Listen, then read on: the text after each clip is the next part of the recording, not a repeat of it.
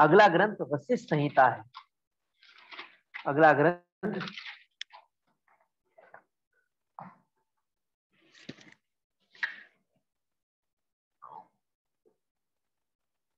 वशिष्ठ संहिता, ये भी हठ योग का ही ग्रंथ है,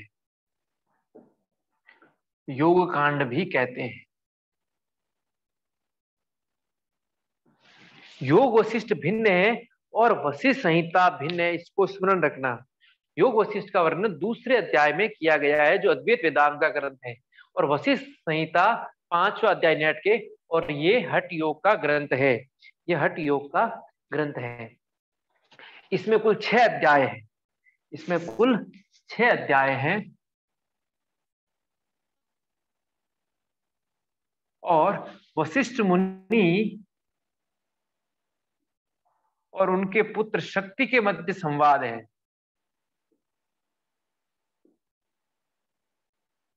संवाद है इसमें, ठीक है। शक्ति अपने पिता मुनि वशिष्ठ के पास जाकर उनको दंडवत प्रणाम करके श्रद्धा से पूछते हैं, इस बहुविध, इस बहुत प्रकार के, नाना प्रकार के दुखों से परिपूर्ण जगत से किस प्रकार ज्ञान प्राप्त कर मुक्ति को कैसे प्राप्त करूं।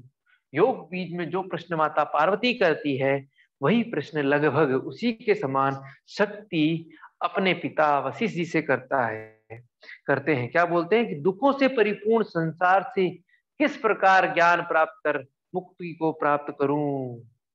तब मुनि वशिष्ठ कहते हैं, ब्रह्मा ने मुक्ति के लिए जो कुछ मुझसे कहा, मैं अब वो तुम्हें कहता हूं।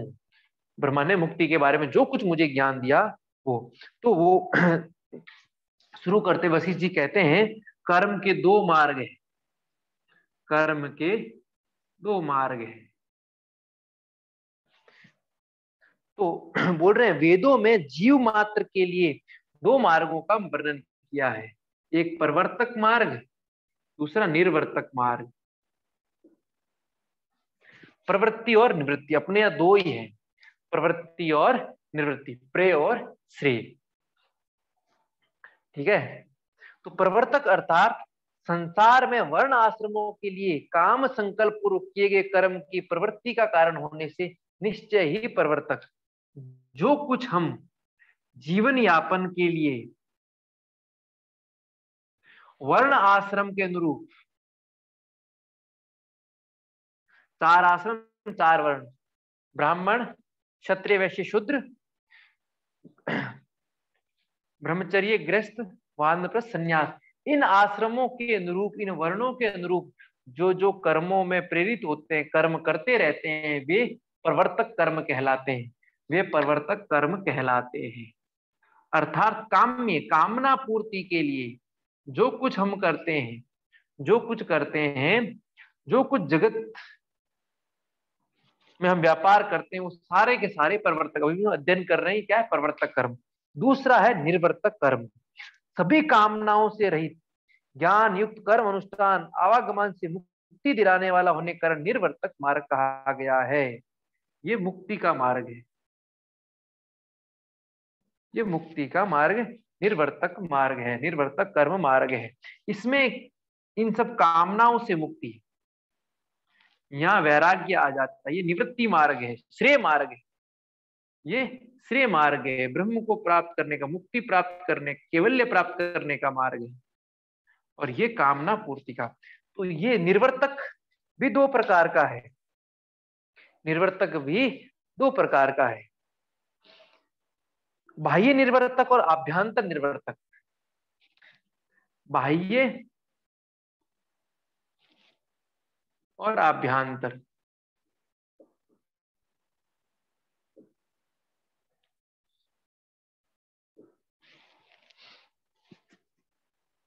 वेद सम्मत शास्त्रों से संपन्न जो बाह्य क्रियाएं की जाती है, वे बाह्य निर्वर्तक कर्म कहलाती है।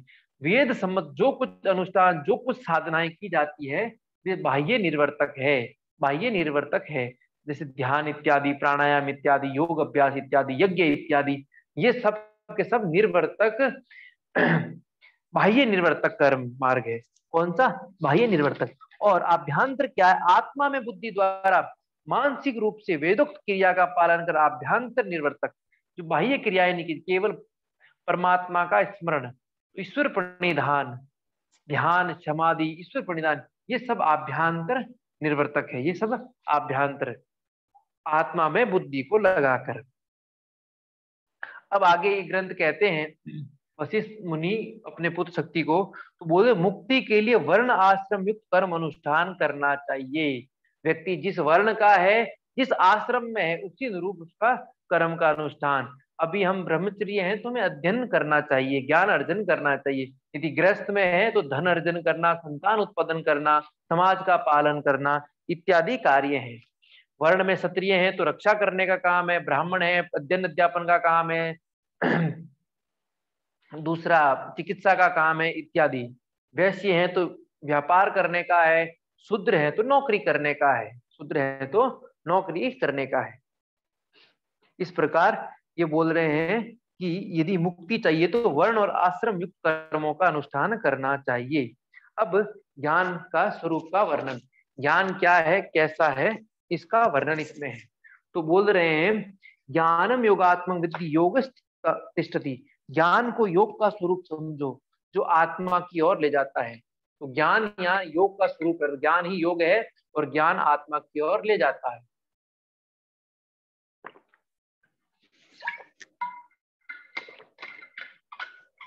योग के लिए इन्होंने कहा है, योग 8 अंगों से युक्त है, जो सभी के लिए धर्म कहा जाता है। तो योग, यहाँ योग को धर्म कहा गया है वशिष्ठ संहिता में, धर्म यानी कर्तव्य। तो योग 8 अंगों से युक्त है और सभी के लिए धर्म कहा गया है। ज्ञान के लिए बोला, ज्ञान को योग, ज्ञान योग ही है और आत्मा की ओर ले जाता है। योग के लिए बोल रहे हैं, योग 8 अंगों से युक्त है और सभी के लिए धर्म कहा जाता है। योग सभी के लिए धर्म है। तो कुल मिला के यहाँ अष्टांग योग का वर्णन है।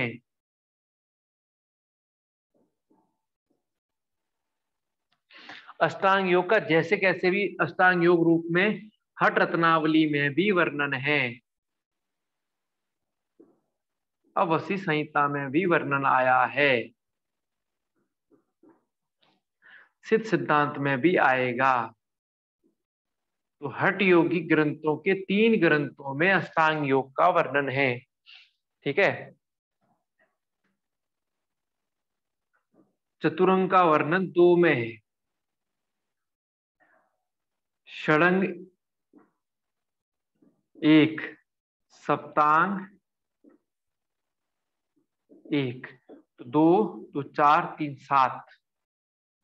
अब शिव संहिता में देखना पड़ेगा कितने प्रकार का योग का वर्णन है। ठीक है, तो ये स्मरण रखना, चतुरंग हठ रत्नावली, हठ प्रदीपिका, षडंग गोरक्ष संहिता, सप्तांग घैरण्य संहिता, हठ रत्नावली वशिष्ठ संहिता सिद्ध सिद्धांत में अष्टांग का वर्णन है। तो ये स्मरण रखना किसमें कितने योग का वर्णन है। तो यम नियम आसन प्राणायाम प्रत्याहार धारणा ध्यान और समाधि, ये अष्टांग योग का वर्णन उसी संहिता में है। यम नियम 10-10 प्रकार के कहे गए हैं। सभी आसनों में 10 आसन उत्तम कहेंगे, उनमें से भी 4 आसन महत्वपूर्ण कहे हैं। प्राणायाम 3 प्रकार के कहे हैं, प्रत्याहार 4 प्रकार के कहे गए हैं, धारणा 5 प्रकार की, ध्यान 6 प्रकार का। तो इसमें सब प्रकार स्मरण रखने हैं। यम नियम 10-10 प्रकार के, आसन 10 प्रकार उत्तम कहे हैं।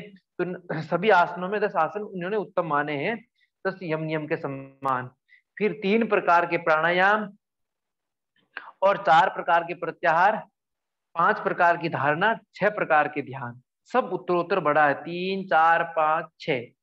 ठीक है, बाकी 3, 10 में आसन में 4 महत्वपूर्ण जो हठ प्रदीपिका में भी है। ठीक है, बाकी प्राणायाम 3 प्रकार, प्रत्याहार 4, धारणा 5 और ध्यान 6 प्रकार।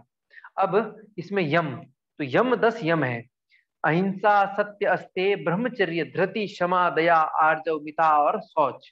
तो ये 10 यम है, क्योंकि हम पढ़ चुके हैं त्रिशिक ब्राह्मण उपनिषद में भी। ठीक है, तो अहिंसा, सत्य, अस्तेय 3, ब्रह्मचर्य 4, धृति 5, क्षमा 6, दया 7, आर्जव यानी सरलता, मिताहार और शौच, ये 10 यम है। नियम में तप, संतोष, आस्तिकता, दान, ईश्वर पूजन, सिद्धांत श्रवण, लज्जा, मति, जप और व्रत, ये 10 नियम। ये त्रिशुक ब्राह्मण में भी है, इसमें भी है। हठ प्रदीपिका में कुछ में मिलता है, कुछ में नहीं। केवल्य धाम इसको छापता है। अब दास आसन में यम नियम 10 आसन: स्वस्तिक आसन, गोमुख आसन, पद्मासन, वीरासन, सिंहासन, मयूरासन, कुकुटासन, कूर्मासन, भद्रासन, मुक्तासन, ये 10 आसन जो हम पिछले हठ रत्नावली में जो महत्वपूर्ण 10 थे, ये इसमें 10 है। इनमें से 4 वही जो हठ प्रदीपिका में महत्वपूर्ण है। यम नियम आसन का अभ्यास करने के पश्चात नाड़ी शुद्धि के अनंतर ही प्राणायाम का अभ्यास करना चाहिए। अब शरीर का माप 96 अंगुल का है, गैरन भी कहता है और हठ रत्नावली भी कहती है, वसी संहिता भी कह रहा है। तो तीनों ग्रंथ 96 का बता रहे हैं। ठीक है। शरीर के पृष्ठवंश में दोनों ओर 32 अस्थियां हैं, 32 हड्डियां। ये चीज हठ रत्नावली भी कह रही है, वसी संहिता भी कह रही है। 72,000 नाड़ियां हैं, लगभग सब कह रहे हैं, हठ योगी ग्रंथ सब कह रहे हैं। लेकिन शिव संहिता 3.5 लाख नाड़ियां बताती है और उपनिषद तो 72 करोड़ से अधिक नाड़ियां बताता है। अब इसमें नाड़ी शोधन: दाहिने हाथ को सदा नासापुट में लगाकर नासाग्र भाग कर ज्योति स्वरूप चंद्र बिंदु का ध्यान करते हुए, तो वायु का वही वम करते हुए इन्होंने नाड़ी शोधन का ही वर्णन किया है। बीज मंत्रों के साथ नाड़ी शोधन का इन्होंने, लेकिन दाहिने हाथ से किया है, दाहिने हाथ से। ठीक है, दाहिने हाथ से नाड़ी शोधन बोल रहे 3-4 वर्ष अथवा 3-4 मास तक प्रतिदिन त्रिकाल 36 बार यत्न पूर्वक, इन्होंने त्रिकाल का है, 12-12-12 36 पूर्वक अभ्यास करने से नाड़ी शोधन हो जाता है, नाड़ी शोधन हो जाता है। प्राणायाम का वर्णन करते हुए कहा है, प्राण अपान समायोग प्राणायाम प्रकीर्तितः। प्राण और अपान का उचित संयोग प्राणायाम कहलाता है। ये प्राणायाम 3, पूरक, रेचक, कुंभक, इन तीनों से प्राणायाम बनता है। तो रेचक, पूरक, कुंभक कर्मश 3 अक्षरों से युक्त होते हैं, वही 3 अक्षरों को ओंकार कहते हैं। तो आ उ ओम को इन्होंने किससे कर दिया? पूरक, रेचक, कुंभक से। पूरक, रेचक, कुंभक।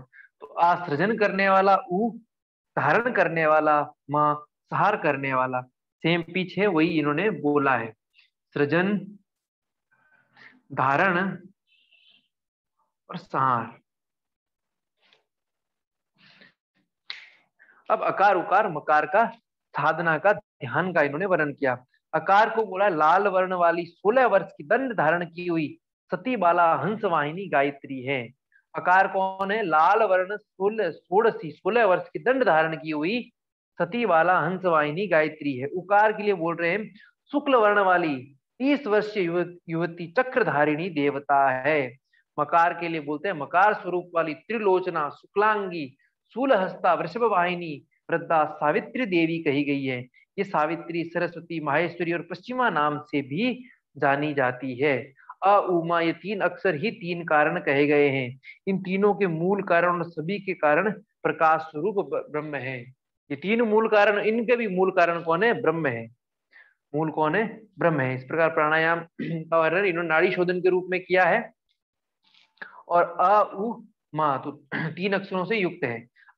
रेचक, पूरक, कुंभक क्रमश 3 अक्षरों से युक्त होते हैं। तो अ उ मा, ये सीक्वेंस भिन्न है, ये ध्यान रखना है। ठीक है। तो अ उ मा, तो मा रेचक होगा, उ कुंभक होगा, अ पूरक होगा। लेकिन ऐसा इन्होंने वर्णन नहीं किया है। इन्होंने इतना बोला कि कर्मश 3 अक्षरों से युक्त होते हैं और ये 3 अक्षर ओंकार कहलाते हैं। अब इसमें ओंकार युक्त प्राणायाम, पहले नाड़ी शोधन का वर्णन है, अब ओंकार युक्त प्राणायाम, ओंकार प्राणायाम का वर्णन है, जो हमने अभी पीछे गोरख संहिता में पढ़ा था। तो 16 मात्राओं तक ईड़ा नाड़ी द्वारा आकार का स्मरण करते हुए पूरक करें। तो ओंकार प्राणायाम में 16 ईड़ा से प्राणायाम करते हुए 16 बार मनी मन ओम ओम ओम का जप करें। ठीक है, सॉरी, आकार का स्मरण करते हुए ओम का जप करें। तत्पश्चात 64 मात्रा से कुंभक करते हुए उकार का स्मरण करते हुए, कुंभक जब जब उकार का स्मरण करना है, ध्यान उकार का, जप ओम का। ठीक है, करते हुए ओंकार का जप करना चाहिए। तत्पश्चात पिंगला नाड़ी से 32 मात्रा से रेचक करते हुए मकार का ध्यान करना चाहिए। पुनः विपरीत क्रम में अभ्यास को करें। इस प्रकार प्रतिदिन 16 प्राणायाम करना चाहिए। तो मात्राएं वही 16, 32, 32, ठीक है, 16, 32, 32, 32, ये कुंभक हो गए, तो कुंभक 64 हो गए, रेचक 32 हो गए, और अब पूरक 16 हो गए। तो पूरक में आ का ध्यान, कुंभक में, दोनों कुंभक में ऊ का ध्यान, रेचक में म का ध्यान, इस प्रकार ध्यान करते हुए ओम का जप। ठीक है, 16 मात्रा, 32 मात्रा, 32 मात्रा, 32, तो 16, 64, 32 मात्रा तक करना। ऐसा पूरा सीक्वेंस 16 बार करना चाहिए, ये आवृत्ति 16 राउंड करने। इस प्रकार ये ओंकार युक्त प्राणायाम है। ठीक है, संसार समुद्र में डूबे हुए के लिए प्राणायाम ही तारक हैं। प्रश्न आ सकता है, अच्छा है, ठीक है, संसार समुद्र में डूबे हुए के लिए तारक क्या है, डूबते का तारक क्या है, तो प्राणायाम। तो क्या है, प्राणायाम।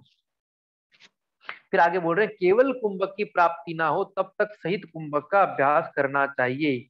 रेचक पूरक के बिना जब केवल कुंभक की प्राप्ति हो जाए तब साधक के लिए तीनों लोकों में कुछ भी नहीं है, दुर्लभ रह जाता है, बुढ़ापे के चिन्ह भी नष्ट हो जाते हैं। तो यहाँ सहित प्राणायाम में दो ही प्रकार के प्राणायाम है, नाड़ी शोधन का वर्णन जो पहले है, और दूसरा ओंकार प्राणायाम। ओंकार प्राणायाम, प्राण संयम नाम देहि, शरीर में प्राण आदि का धारण करना प्राण निरोध कहलाता है। मृत्यु को सर्वथा दूर करने वाले प्राण को जय करने का उपाय है। मृत्यु को दूर और प्राण को जय करने का उपाय क्या है, प्राण संरोध, प्राण संयम। यहाँ प्राणायाम को प्राण संयम कहा है। गोरख संहिता में प्राण संरोध कहा है।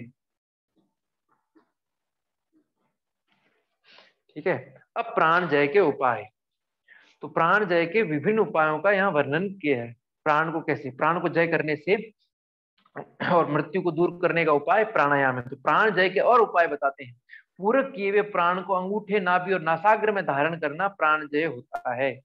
पूरक कर लिया, प्राण को भीतर लिया, उसके बाद उसका अंगूठे में, नाभि में और नासाग्र में धारण करने से प्राणों पर विजय प्राप्त होती है। तो पैर का अंगूठा, नाभि और नासाग्र तीनों में कहीं भी उस पूरक किए हुए प्राण का ध्यान करेंगे, इनको इसको वहां स्थिर करेंगे तो प्राणजय होता है। दूसरा बोल रहे आसन में स्थित होकर प्राणजय किया जा सकता है। आसन में निरंतर बैठ जाए तो भी प्राणजय हो जाता है। फिर नाद के अभ्यास के द्वारा भी प्राणजय, प्राणवश में हो जाता है, नाद का निरंतर अभ्यास करने पर भी। चौथा है ओंकार के उच्चारण के द्वारा भी प्राणजय हो जाता है प्राणवश में। तो प्राणजय के 4 उपाय है। पहला प्राणों का ध्यान शरीर के भीतर, दूसरा आसन में स्थित, तीसरा नाद, और चौथा ओम का उच्चारण, ओम का जप, ओम का जप। इस प्रकार इसमें प्राणायाम पूरा हुआ, अष्टांग योग के अंतर्गत प्राणायाम पूरा हुआ।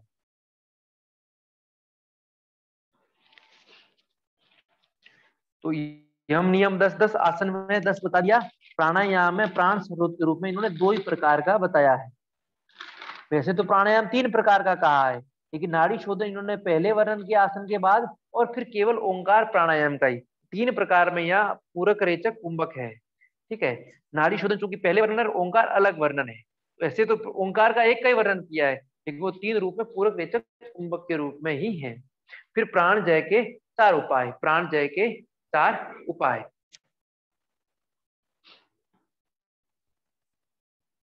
अब प्रत्याहार, अब प्रत्याहार। प्रत्याहार वैसे तो 4 प्रकार का बताया है इसमें।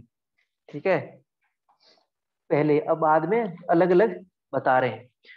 तो प्रत्याहार के लिए बोल रहे हैं, विषयों में स्वाभाविक रूप से विचरने वाली इंद्रियों को बलपूर्वक पुनः लौटा देना प्रत्याहार कहलाता है। विषयों में स्वाभाविक जाती है, वहां से लौटाना प्रत्याहार। तो जो योग सूत्र में महर्षि पतंजलि ने परिभाषा दी उसी रूप में। फिर आगे बोल रहे, जो कुछ दिखाई देता है उन सभी को आत्मा के समान आत्मा में ही देखें, इसे योगियों ने प्रत्याहार कहा है। जो कुछ दिखाई दे उन सभी को आत्मा के समान ही देखें, इस प्रकार भी योगियों ने इसे भी प्रत्याहार कहा है। फिर आगे बोल रहे हैं, शरीर 18 मर्म स्थानों में, शरीर में 18 मर्म स्थान बोल रहे हैं, उन मर्म स्थानों में वायु को स्थिर करना और एक स्थान से अन्य स्थान पर खींचने को उत्तम प्रत्याहार कहा है। 18 मर्म स्थान में वायु को ध्यान करें, वहां से वायु एक स्थान से दूसरे स्थान पर खींचे, इसको भी इन्होंने उत्तम प्रकार का प्रत्याहार कहा है। फिर बोल रहे हैं, विहित कर्मों को मन के द्वारा आत्मा में अनुष्ठान करना प्रत्याहार कहलाता है। विहित कर्मों को मन के द्वारा आत्मा में अनुष्ठान करना प्रत्याहार। इस प्रकार ये 4 प्रकार के प्रत्याहार हो गए। ठीक, विषयों को लौटाना, जो कुछ सब जगह आत्मा को देखना, 18 मर्म स्थान वायु को एक से दूसरे स्थान पे खींचना, और विहित कर्मों को मन के द्वारा आत्मा में अनुष्ठान करना प्रत्याहार कहलाते हैं। 18 मर्म स्थल होते हैं और उनकी स्थिति, तो पैर का अंगूठा एक, फिर दोनों टखने गुल्फ, फिर जंघाओं के मध्य में पिंडली के मध्य का भाग, दोनों चिति घुटने के नीचे का भाग, दोनों घुटने, गुदा मूल, देह मध्य शरीर के ठीक मध्य का भाग, लिंग, नाभि, हृदय, कंठकूप, दोनों उरुओं के बीच, तालु मूल, नासा मूल, दोनों आंखों के मध्य बिंदु, दोनों भौं के मध्य ललाट, मूर्धा। इस प्रकार ये 16 मर्म स्थल है शरीर के। कितने? सॉरी 18। 16 आधार वो लगे, 18 मर्म स्थल है पैर के अंगूठे से लेके मूर्धा तक। पांव के तलवे से टखने का माप 4.5 अंगुल है। पांव के तलवे से टखना कितना है? 4.5 अंगुल है। गुदा मूल से देह मध्य 2.5 गुदा मूल है, उससे जो हमारा शरीर का मध्य जो 48 अंगुल 96 अंगुल शरीर का, वो क्या है? 2.5 अंगुल है। गुदा मूल से देह मध्य ठीक 2.5 अंगुल है। देह मध्य से लिंग 2.5 अंगुल है। देह मध्य से लिंग 2.5 अंगुल है। नाभि से 14 अंगुल हृदय मध्य है। नाभि से 14 अंगुल हृदय है। और ललाट से मूर्धा 3 अंगुल है। ललाट से मूर्धा 3 अंगुल है। इस प्रकार ये इन्होंने वर्णन किया है मर्म स्थानों के अंतर्गत। मर्म स्थानों के अंतर्गत। अब धारणा। अब धारणा इतना ही पढ़ेंगे, धारणा कल पढ़ेंगे। कुछ पूछना है तो इसमें पूछ लीजिए, रिकॉर्डिंग मत कर लीजिए।